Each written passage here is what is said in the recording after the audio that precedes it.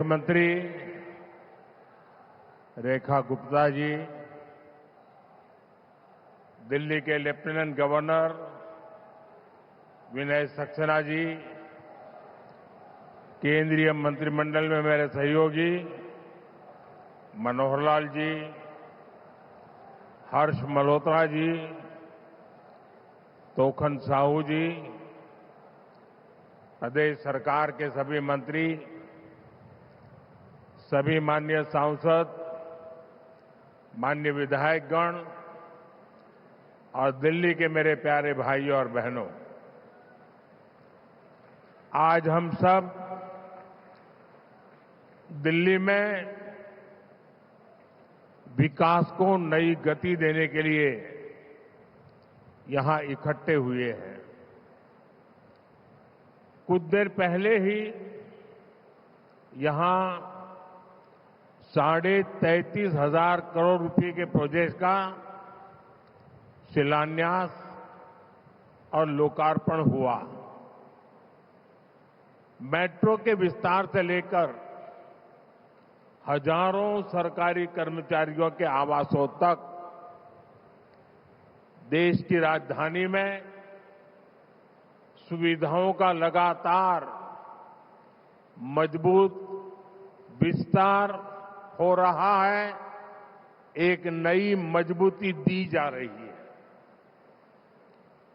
दिल्ली के आप लोगों ने एक साल पहले जिस नई उम्मीद और नए संकल्प के साथ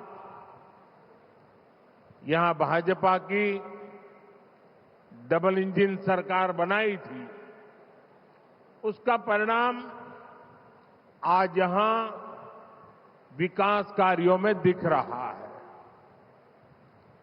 मैं दिल्ली के सभी नागरिकों को इस विकास की अविरत धारा के लिए बहुत बहुत बधाई देता हूं।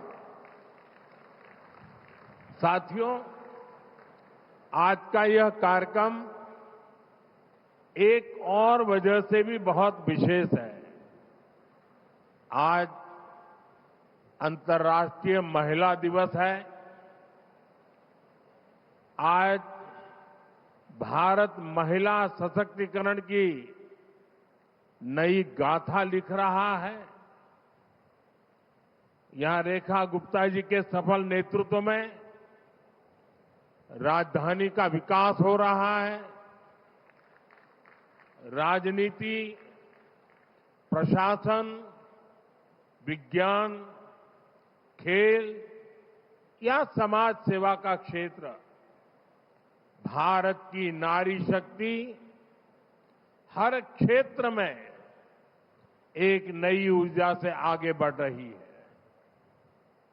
मैं पूरे देश की नारी शक्ति को आज महिला दिवस पर हृदय से बहुत बहुत बधाई देता हूं और राष्ट्र के विकास में उनके असीमित योगदान के लिए ऋण स्वीकार करता हूं और उन्हें अनेक अनेक शुभकामनाएं देता हूं, ताकि वो समाज और राष्ट्र को निरंतर मजबूती देती रहे, राष्ट्र को निरंतर प्रगति की राह पर ले जाने में नई ऊर्जा देती रहे। साथियों, दुनिया का कोई भी व्यक्ति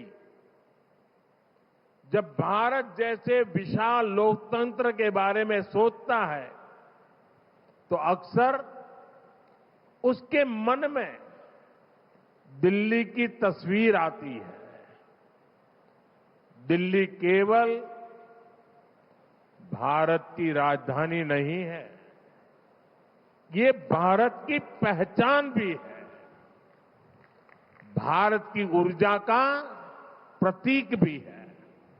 इसलिए दिल्ली का विकास केवल एक शहर का विकास नहीं होता, यह पूरे देश की छवि से जुड़ा होता है।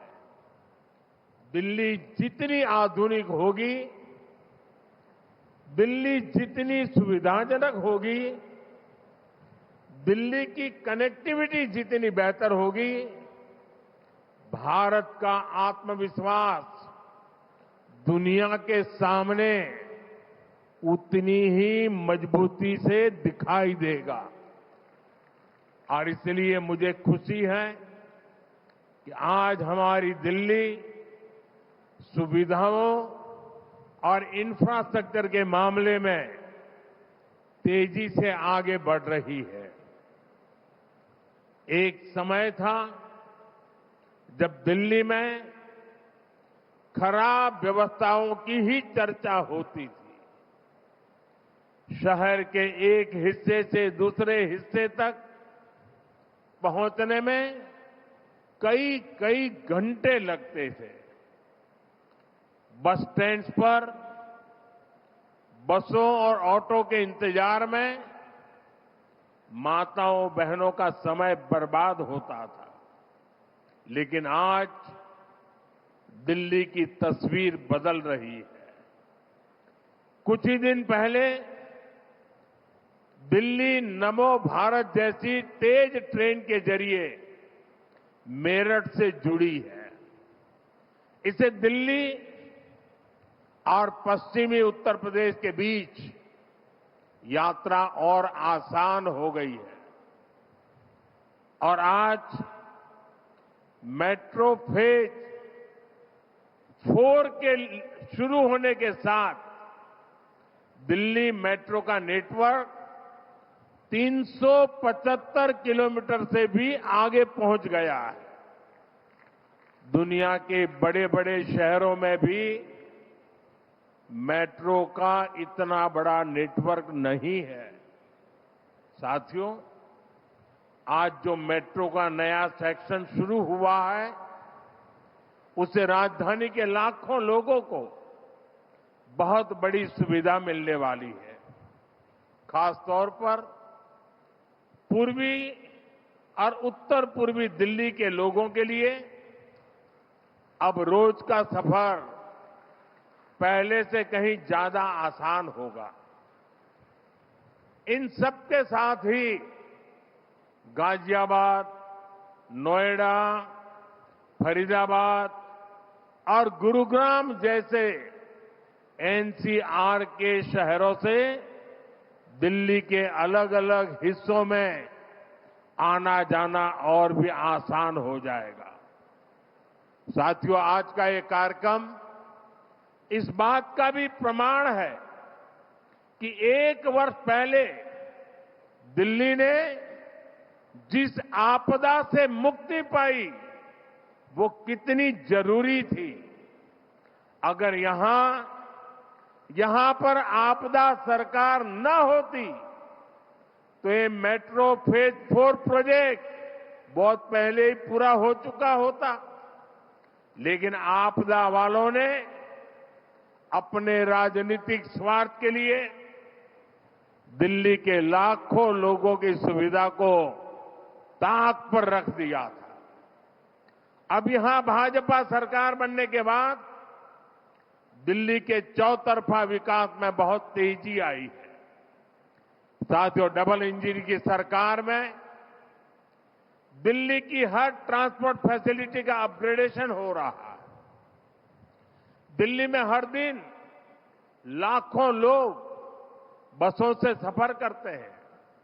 इसलिए हमारी कोशिश है कि दिल्ली के लोगों को साफ, आरामदायक और आधुनिक बस सेवा मिले। केंद्र सरकार द्वारा दी गई 4000 से अधिक इलेक्ट्रिक बसें आज दिल्ली के लोगों की सेवा कर रही है।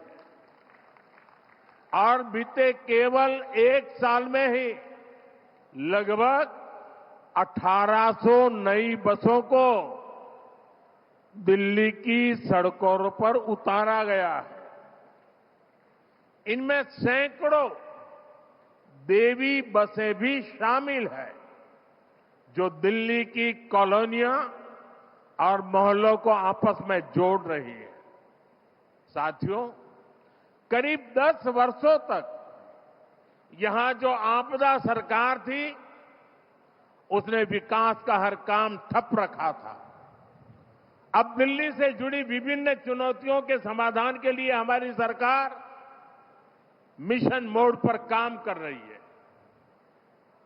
पेरिफेरल एक्सप्रेसवे बनने से लाखों गाड़ियों को दिल्ली में दाखिल होने की आवश्यकता नहीं पड़ती।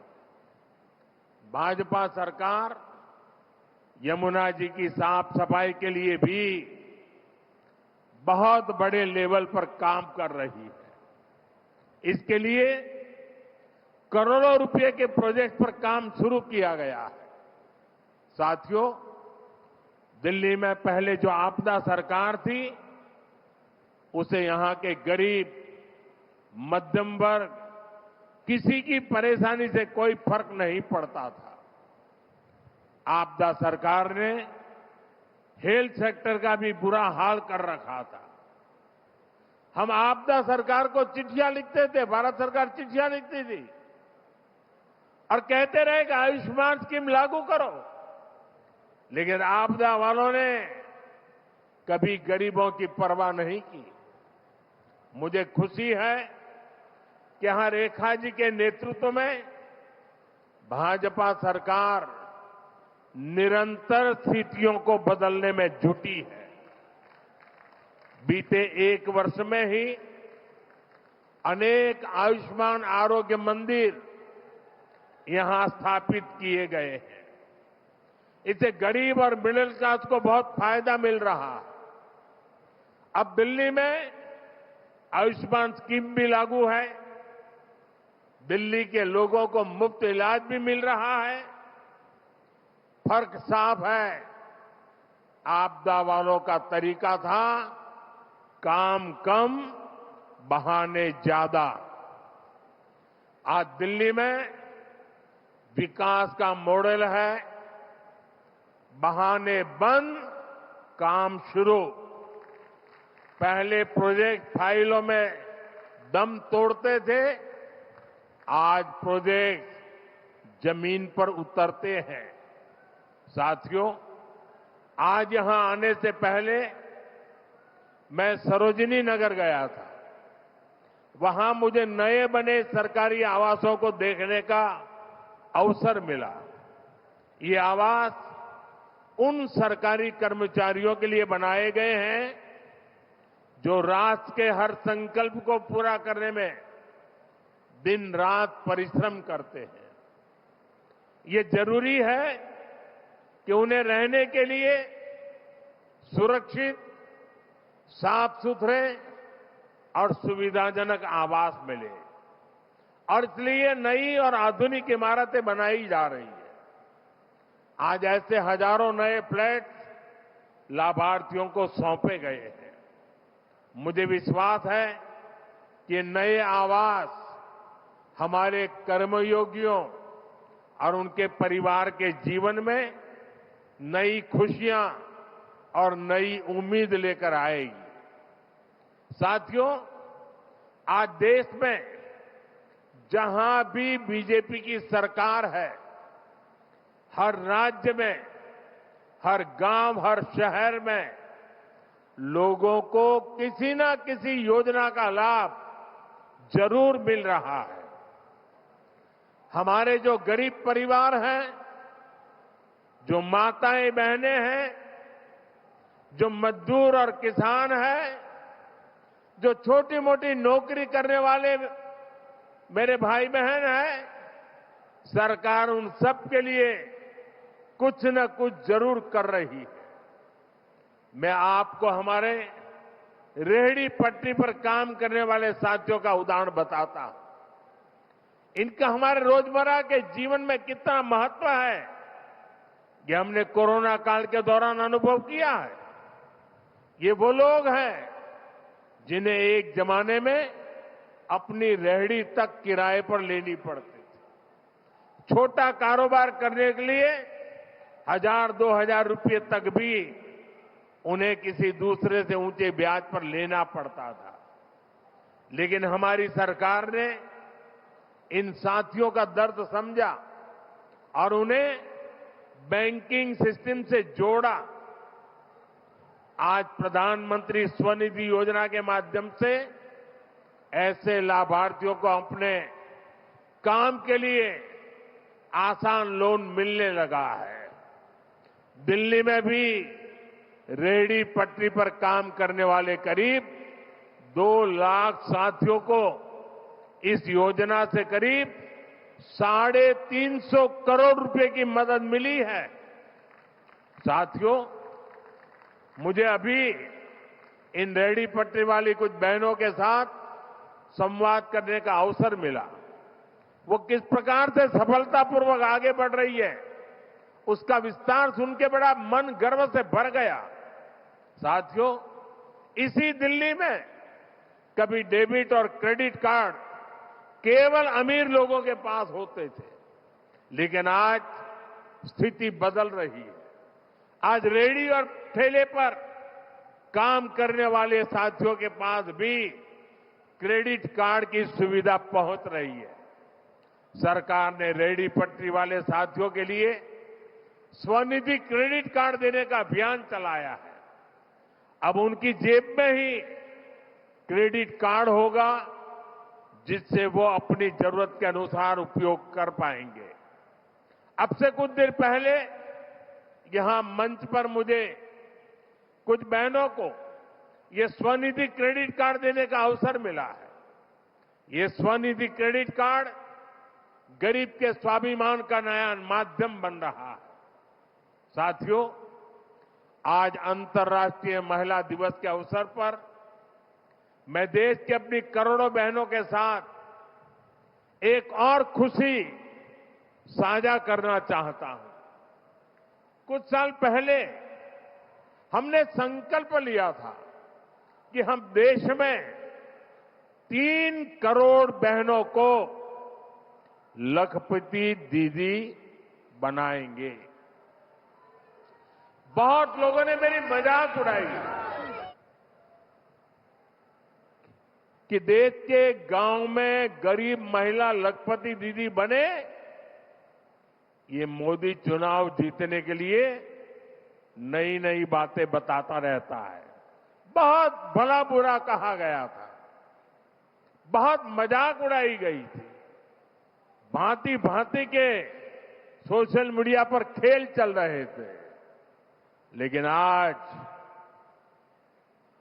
अंतर्राष्ट्रीय महिला दिवस पर बड़े गर्व के साथ कहता हूं कि मेरी माताओं बहनों में कितना सामर्थ्य है। अगर उनको अवसर दिया जाए तो वो कैसे कैसे नई नई सिद्धियां हासिल कर सकती हैं। मुझे आज खुशी के साथ कहना है कि देश ने 3 करोड़ महिलाओं को लखपति दीदी बनाने का जो संकल्प किया था वो पूरा हो चुका है। 3 करोड़ से अधिक बहनें अब लखपति दीदी बन चुकी है।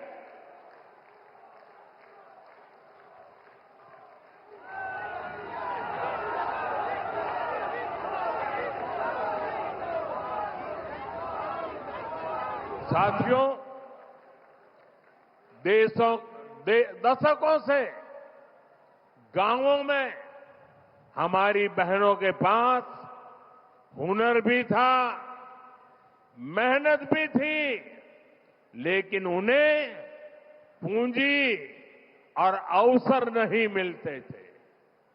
और इसलिए हमने इन बहनों को सेल्फ हेल्प ग्रुप से जोड़ा, बैंकों से जोड़ा, उन्हें नई ट्रेनिंग, नए अवसर और बाजार के जोड़ने का काम किया। आज देश में 10 करोड़ से अधिक बहनें ऐसे समूहों से जुड़ी हैं। इन सेल्फ हेल्प ग्रुप को लाखों करोड़ रुपए की आर्थिक मदद मिली है। इसका परिणाम यह है कि आज गांवों की नारी शक्ति आत्मनिर्भर बन रही है, अपने परिवार की आय बढ़ा रही है और लखपति दीदी बनकर ग्रामीण अर्थव्यवस्था को भी बहुत मजबूत कर रही है। साथियों, हमारी बहनों की इसी सफलता ने हमें एक नया संकल्प लेने की प्रेरणा दी है। 3 लाख करोड़ लखपति दीदी, ये असंभव लगता था, लेकिन साकार कर दिया। अब सरकार ने तय किया है कि देश में 3 करोड़ लखपति दीदी और नई 3 करोड़ जोड़ दी जाएगी। यानी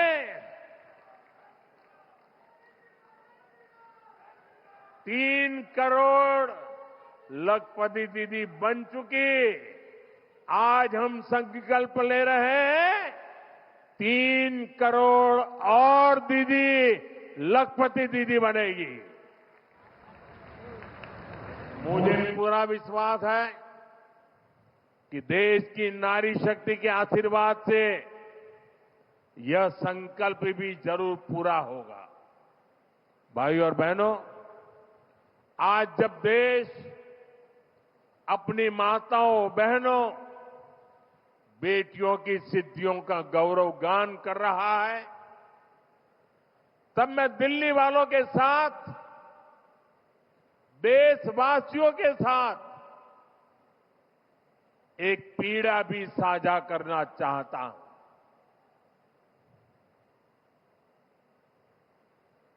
ये पीड़ा है, ये दुख है, दिल को गहरी चोट लगी है, जो मैं आज देशवासियों के सामने, दिल्ली वासियों के सामने मैं व्यक्त करना चाहता हूं। आज देश अंतर्राष्ट्रीय महिला दिवस मना रहा है और कल पश्चिम बंगाल में टीएमसी सरकार ने देश की राष्ट्रपति आदरणीय द्रौपदी मुर्मू जी का घोर अपमान किया है।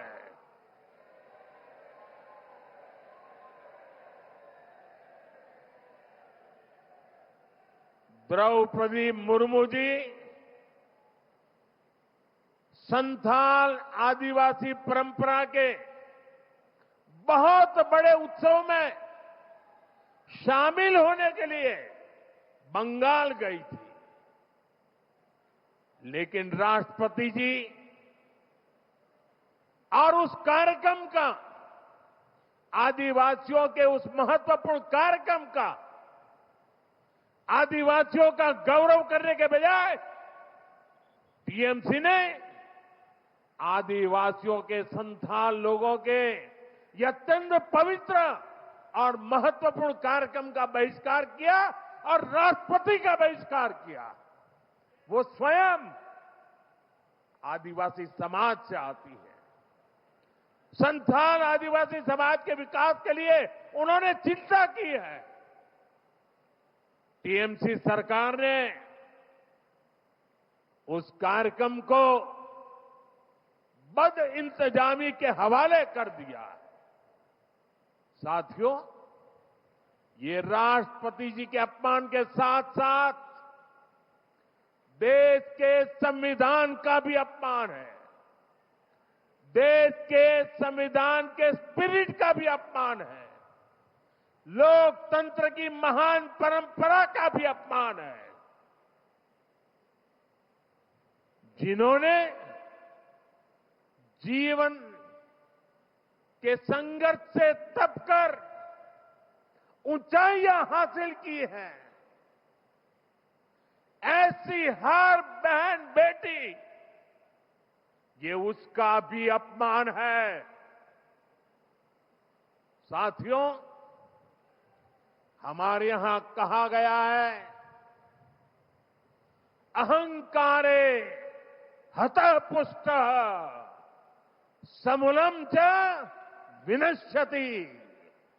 यानी अहंकार में चूर व्यक्ति कितना भी शक्तिशाली क्यों न हो, अंततः नष्ट हो जाता है।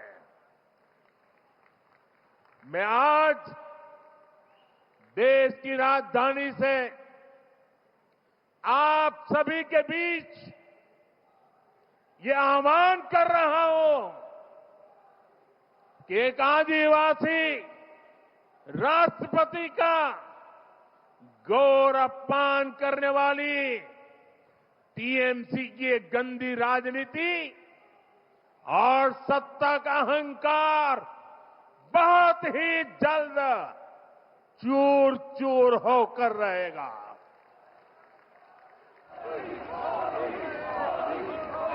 पश्चिम बंगाल की प्रबुद्ध जनता टीएमसी को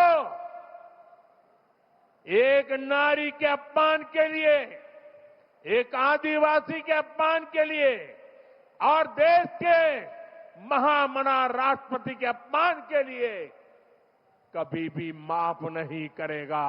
देश भी कभी माफ नहीं करेगा। देश का आदिवासी समाज भी कभी माफ नहीं करेगा। देश की नारी शक्ति की कभी माफ नहीं करेगी। साथियों, हमारी संस्कृति हमें हर वर्ग का, हर विचार का सम्मान करना सिखाती है। हमारी संस्कृति हमें अपनी विरासत पर गर्व करना भी सिखाती है। इसी प्रेरणा से आज हम दिल्ली की विरासत के संरक्षण का काम भी कर रहे हैं। बीते वर्षों में केंद्र की भाजपा सरकार ने विकास भी और विरासत भी इस मंत्र के साथ दिल्ली के अनेक ऐतिहासिक जगहों को और बेहतर करने का काम शुरू किया है।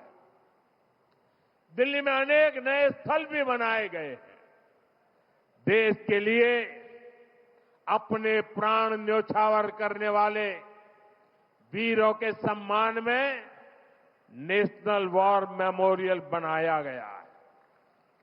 नया संसद भवन, कर्तव्य पथ, कर्तव्य भवन और सेवा तीर्थ, ये सभी 21वीं सदी के भारत की नई सोच को दिखाते हैं। अभी कुछ दिन पहले ही भारत मंडपम में ऐतिहासिक ग्लोबल एआई समिट हुई। भारत मंडपम और यशोभूमि जैसे स्थान दुनिया को भारत की संस्कृति, भारत के व्यापार और भारत की क्षमता से परिचित कराने का बड़ा माध्यम बन चुके हैं।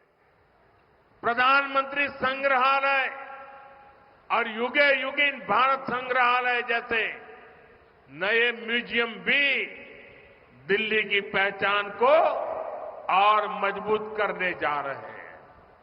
साथियों, दिल्ली भारत की ऐतिहासिक यात्रा का शहर है और आज यही दिल्ली देश के एक नए दौर की साक्षी बन रही है।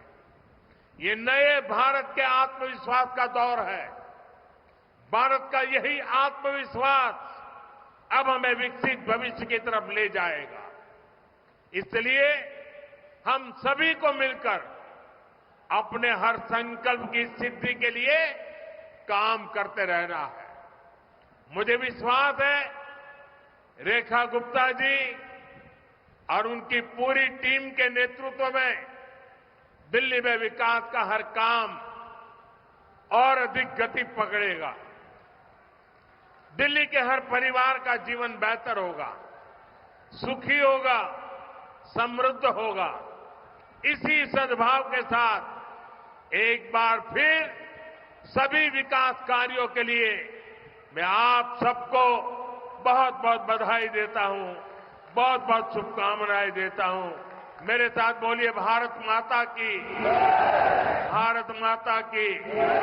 वंदे वंदे वंदे वंदे वंदे वंदे वंदे वंदे वंदे। बहुत बहुत धन्यवाद।